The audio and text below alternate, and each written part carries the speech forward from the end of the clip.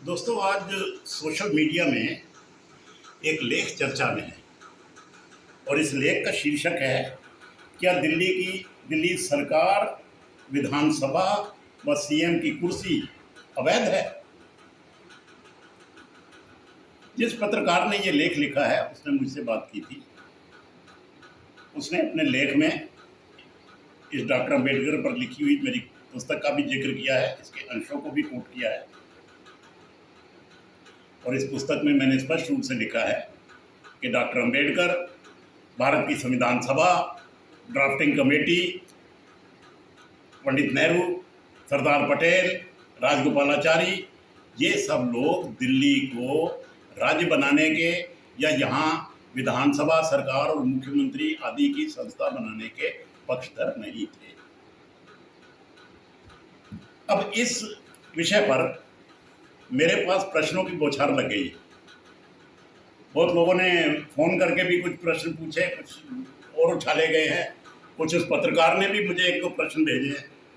तो मैं उन प्रश्नों का आज की वीडियो टॉक के माध्यम से उत्तर देना चाहता हूँ। एक प्रश्न पूछा है भाजपा के किसी लोकल लीडर ने, जगदीश मनगई उनका नाम है शायद। वो मेरी बात से सहमत नहीं है। उन्होंने कहा दिल्ली में 1952 में एक विधानसभा थी, दिल्ली राज्य था, यहाँ पर मुख्यमंत्री था, यहाँ फलाना चौधरी ब्रह्म प्रकाश मुख्यमंत्री थे। तो जब 1952 में विधानसभा बन सकती है दिल्ली राज्य की और दिल्ली में मुख्यमंत्री हो सकता है, तो अब क्यों नहीं हो सकता। तो आपने जो किताब में बात कर रहे हैं ये ठीक नहीं है। मैं आज उनको उत्तर देना चाहता हूँ कि उनके जो तथ्य हैं वो अर्ध सत्य हैं।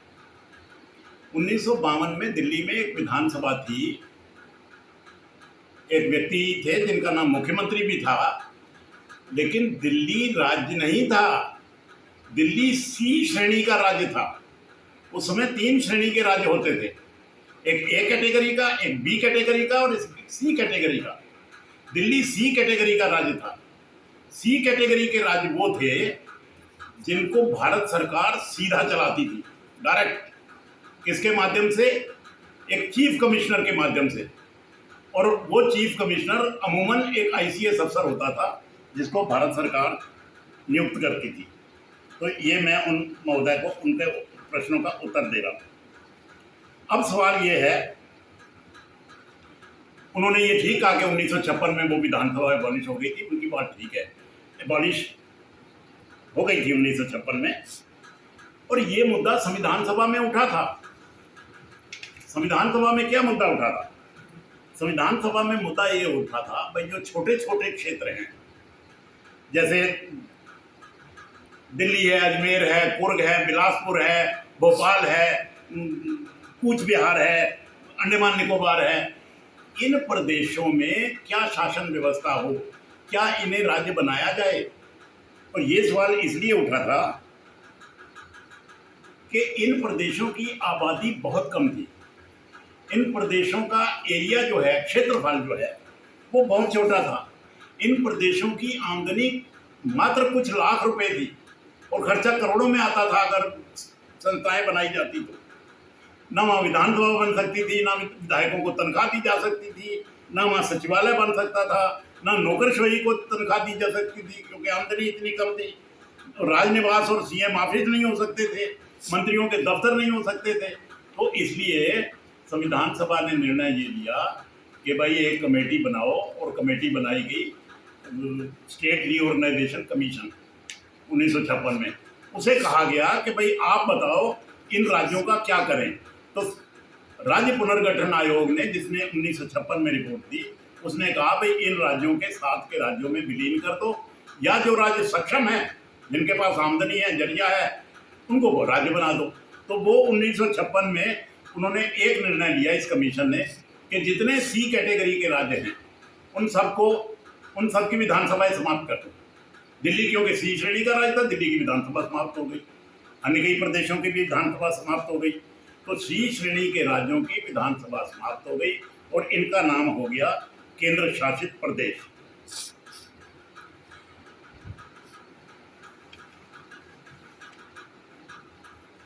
इस कमीशन का काम ये था कि किस राज्य क्षेत्र को किस राज्य से जोड़ा जाए। उसमें भाषा का आधार था, सीमा भी देखनी थी उनसे लगती है कि नहीं, किसको किस राज्य में विलीन कर दिया जाए ताकि कम से कम ये छोटे राज्य प्रॉस्पर कर सके, इनकी आबादी फर्क घुल सके आज़ाद भारत में। इसलिए ये रीऑर्गेनाइजेशन से राज्यों का पुनर्गठन हुआ था। और सी श्रेणी की जो है कमिश्नर, चीफ कमिश्नर प्रोविंसेस जिनको कहते थे, वो समाप्त हो गए।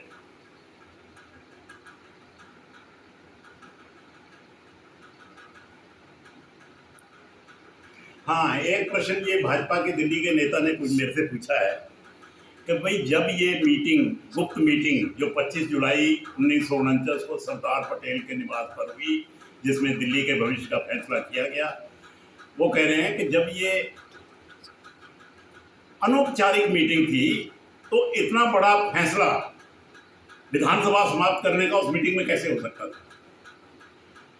मैं महोदय को बता दूं, ये अनौपचारिक मीटिंग नहीं थी, ये फॉर्मल मीटिंग थी, ये लीगल मीटिंग थी, ये विधिवत थी, ये ड्राफ्टिंग कमेटी की मीटिंग थी और इसकी अध्यक्षता की थी डॉक्टर अम्बेडकर ने।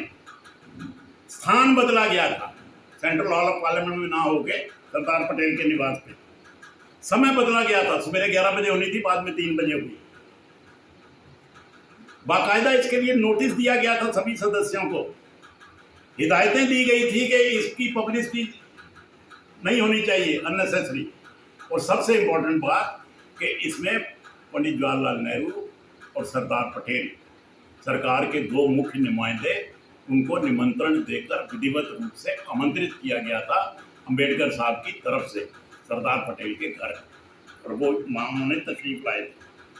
यानी दूसरे शब्दों में आप ये कहिए कि ड्राफ्टिंग कमेटी के 7 मेंबर थे, लेकिन वो 25 जुलाई वाली मीटिंग में 7 की बजाय 9 हो गए, क्योंकि जब आप निमंत्रण देकर एज मेंबर किसी को बुलाते हैं तो उसको मेंबर के सारे अधिकार मिल जाते हैं।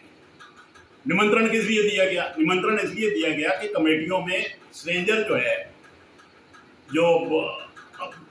जो अथोराइज आदमी नहीं है, वो हिस्सा नहीं ले सकता। जैसे कैबिनेट की मीटिंग में मंत्रियों के अलावा और कोई आदमी हिस्सा नहीं ले सकता। इसलिए सरदार पटेल और नेहरू जी को लेटर लेकर विधिवत तौर से बुलाया गया था ताकि वो सरकार का पक्ष रखें और सरकार की तरफ से योगदान दें। एक प्रश्न और पूछा है किसी महोदय ने, उन्होंने पूछा है कि ये मीटिंग सरदार पटेल के घर क्यों हुई। बहुत सुंदर प्रश्न है, आई salute him, excellent question. Doctor Ambedkar के घर क्यों नहीं हुई? देखिए, चेयरमैन की ये इनहेरेंट पावर है कि वो जहां मर्जी मीटिंग कर सकते हैं, वो होटल में भी कर सकते हैं, वो अपने घर भी कर सकते हैं, वो किसी अन्य के घर में कर सकते हैं। मैं संसद में पब्लिक अकाउंट्स कमेटी देखा करता था, और पब्लिक अकाउंट्स कमेटी के जब अटल जी प्राइम मिनिस्टर थे, मतलब एनडीए की गवर्नमेंट थी, तो उसके चेयरमैन थे पब्लिक अकाउंट्स कमेटी के सरदार बूटा सिंह। वो तो अपने घर लोधी स्टेट में रहते थे, अपने घर में मीटिंग बुला लेते थे, और मैं सरकार की तरफ से सचिव होने के नाते संसद की तरफ से मीटिंगों में हिस्सा लेता था। जब यूपीए की गवर्नमेंट आई, मनमोहन सिंह जी की गवर्नमेंट आई, तो Vijay Kumar Malhotra public accounts committee के चेयर बन गए, क्योंकि पीएसी का चेयरमैन विपक्ष से होता है। तो विजय कुमार मल्होत्रा जो है वो विशंबर दास मार्ग पे उनका निवास था, वो वहाँ अपने घर में मीटिंग कर लिया करते थे। लेकिन अंबेडकर साहब ने अपने घर मीटिंग इसलिए नहीं बुलाई कि अंबेडकर साहब की पोजीशन क्या थी। He was only an ordinary member of the constituent assembly. Constituent assembly का एक ऑर्डिनरी मेंबर अगर भारत के प्रधानमंत्री और उप प्रधानमंत्री, गृह मंत्री और उससे भी ज़्यादा बड़ा इतने शीर्ष नेताओं को अपने घर बुलाए, खुद ही अध्यक्षता करे, खुद ही मीटिंग करे, तो उनको बड़ा अटपटा लगा। उन्होंने कहा ये प्रोटोकॉल ठीक नहीं है, मीटिंग कहीं और होनी चाहिए। अपने घर में मैं उनको निमंत्रण दे रहा हूँ और मैं ये अध्यक्ष बन के बैठ जाऊँ, ये अच्छा नहीं लगेगा। इसलिए उन्होंने तीसरा चुना। इसलिए सरदार पटेल का घर चुना गया, जो संसद भवन से मात्र 2-3 किलोमीटर दूर।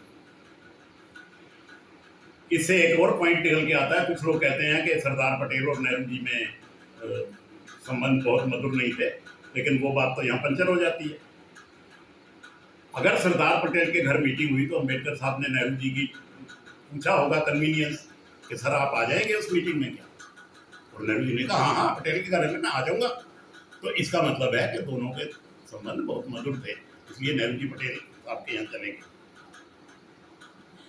अब सवाल ये होता है कि ये जो 3 संस्थाएं दिल्ली में बनी हैं, सरकार, विधानसभा और मुख्यमंत्री, ये कैसे बनी? ये इसलिए बन गई कि कोई बालाकृष्णन साहब थे, उन्होंने रिपोर्ट दी और उन्होंने कहा दिल्ली में ये 3 संस्थाएं बनी। उससे पहले नहीं थी। उससे पहले डायरेक्ट प्रशासन चलता था केंद्र सरकार से दिल्ली को। पहले चीफ कमिश्नर चलाते थे, बाद में एलजी हो गए तो वो चलाते थे।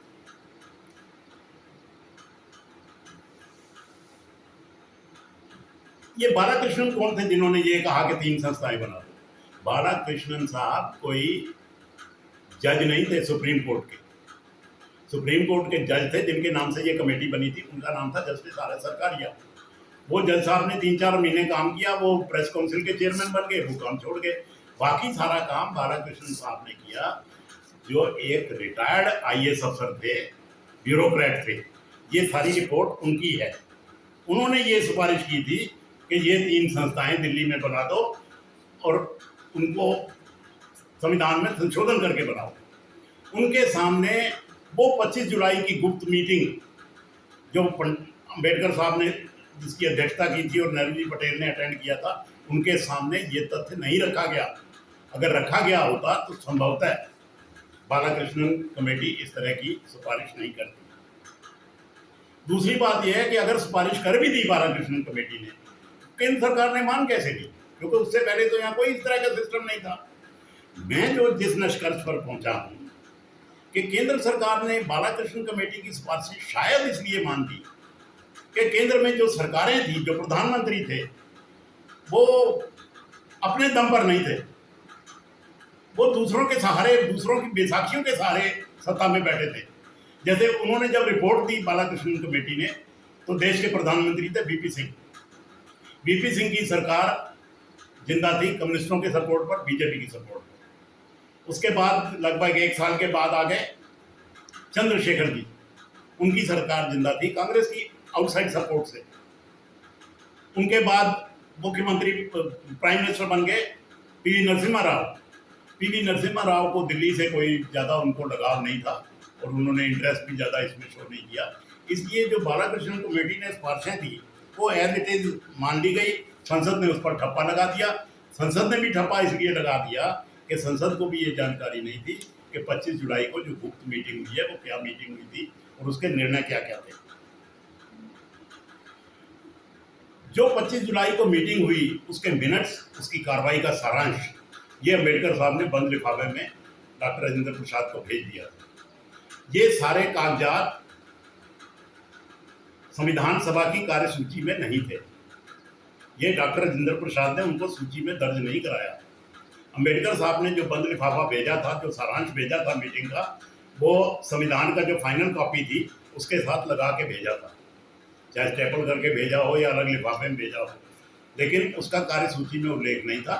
इसलिए वो किसी को मालूम ही नहीं और वो सिफारिशें सारी गुप्त रही, वो मिनट्स गुप्त रहे और आज तक भी गुप्त ही हैं।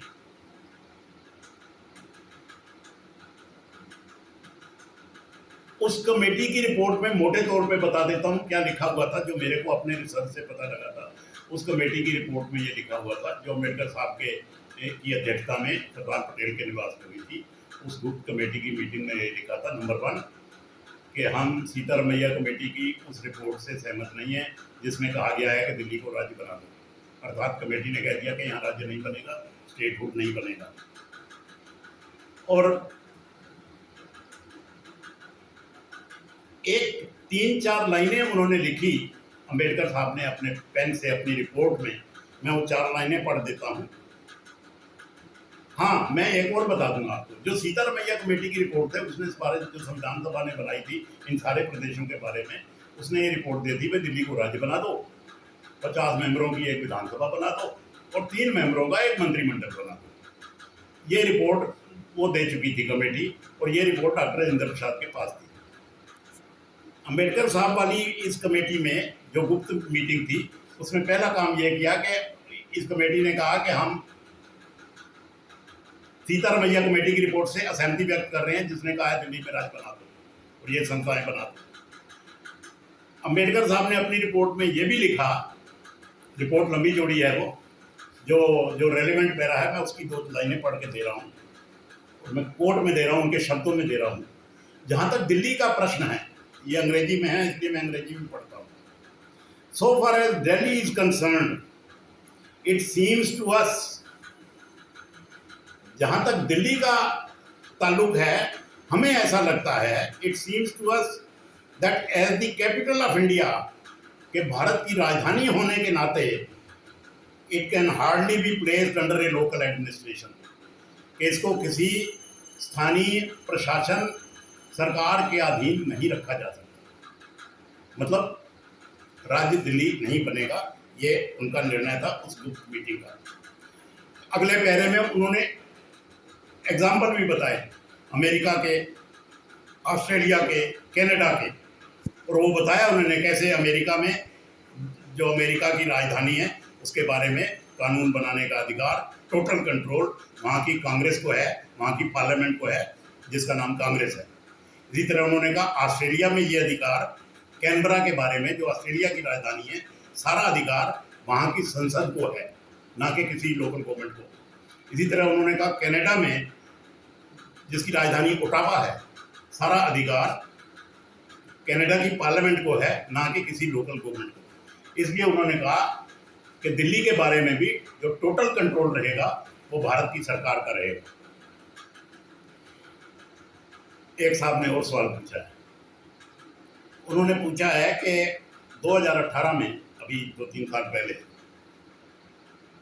सुप्रीम कोर्ट ने एक निर्णय दिया था दिल्ली सरकार वर्सेस सेंट्रल गवर्नमेंट उस मामले में, और उसमें जो मामला है कुल मिलाकर दिल्ली सरकार के पक्ष में गया था, जिसमें कहा गया था कि उपराज्यपाल दिल्ली की कैबिनेट की राय मानने को बाध्य है।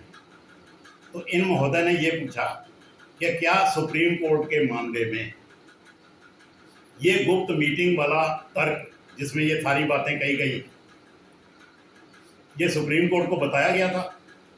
इसमें मेरा ये कहना है कि मैंने वो सुप्रीम कोर्ट का निर्णय कई बार पढ़ा है, उसमें कहीं ये जिक्र नहीं है कि ये बात उनको बताई गई। एक सवाल उन्होंने पूछा कि अगर केंद्र सरकार के वकील इन बातों का जिक्र करते और अगर ये तथ्य जो गुप्त मीटिंग में हुए थे दिल्ली के बारे में सुप्रीम कोर्ट में रखते तो क्या निर्णय अलग नहीं होता? तो मेरा इसमें ये विचार है कि ये बड़ा हाइपोथेटिकल क्वेश्चन है। ये कहना कि सुप्रीम कोर्ट निर्णय क्या देती, ये तो सुप्रीम कोर्ट ही बता सकती है कि किस सिचुएशन में वो क्या निर्णय देती। मेरे लिए उचित नहीं है कि देश की सर्वोच्च अदालत पर कोई टिप्पणी करे। एक बड़ा अच्छा सवाल एक साहब ने पूछा है कि इस पुस्तक की हिंदी कॉपी क्यों नहीं है। बहुत अच्छा सवाल है। इस पुस्तक की मैंने हिंदी कॉपी करके नेशनल बुक ट्रस्ट जिन्होंने छापी है उनको दे दी है, वो इस विषय पर काम कर रहे हैं और जल्दी ही ये हिंदी कॉपी उपलब्ध हो जानी चाहिए।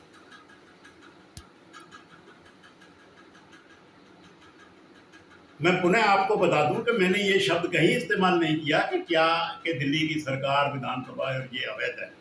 हाँ, मैंने ये अवश्य कहा है कि दिल्ली की सरकार, विधानसभा, मुख्यमंत्री, जो ये संस्थाएं दी गई हैं, इससे ना डॉक्टर अम्बेडकर सहमत थे, ना संविधान सभा सहमत थी, ना सरकार सहमत थी, ना तीनों भारत रत्न सहमत थे। ये मेरी किताब में भी इस बात का उल्लेख है और इस किताब में भी ये खुलासे हैं। इस पुस्तक के बारे में मैं 2 शब्द कहना चाहता हूँ। इस पुस्तक को लिखने के लिए मैंने कहीं से इधर उधर से टीपा नहीं है। इस पुस्तक के लिए मैंने कई वर्षों तक रिसर्च की है। सबसे बड़ा मटेरियल इस पुस्तक में आया है संविधान सभा के डिबेट से, कॉन्स्टिट्यूएंट असेंबली।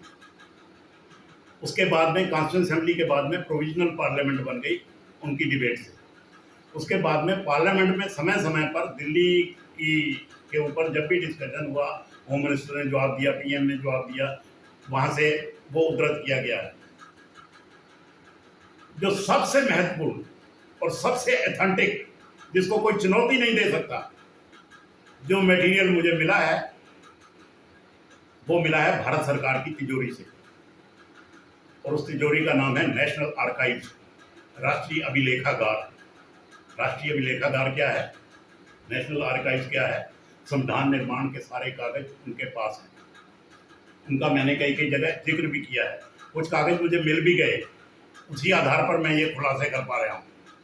अब ये सोचना सरकार का, इसलिए मैं ये दावा कर सकता हूँ कि इस पुस्तक में जो कुछ लिखा गया है वो तथ्यों पर आधारित है, कोई तुकबंदी नहीं की गई है।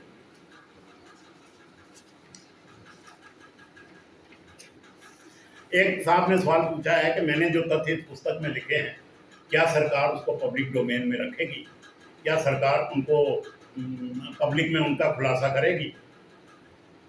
तो मैं ये कह रहा हूँ भाई, एक छोटी सी मुझे जो आशा की किरण लगती है वो है ये पुस्तक।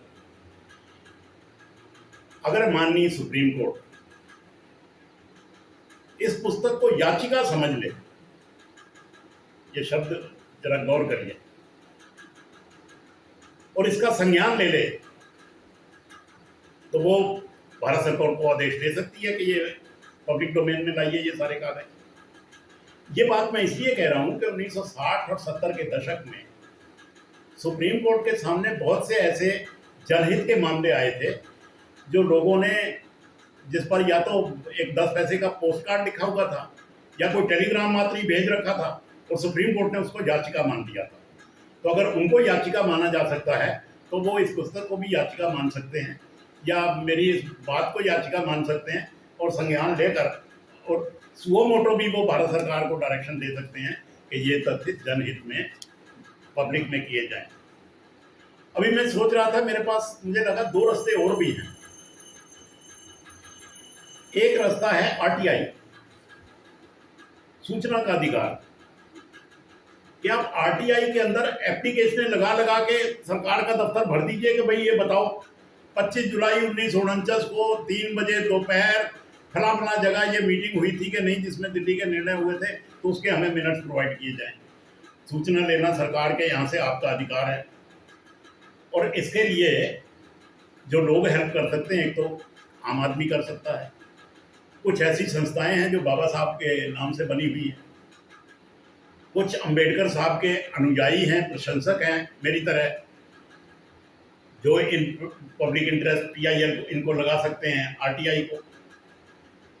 संसद में भी भारत की संसद में भी अलग अलग दलों के सांसद अगर चाहें तो वो सरकार से सवाल पूछकर इन तथ्यों को उजागर करने के लिए प्रश्न पूछ सकते हैं।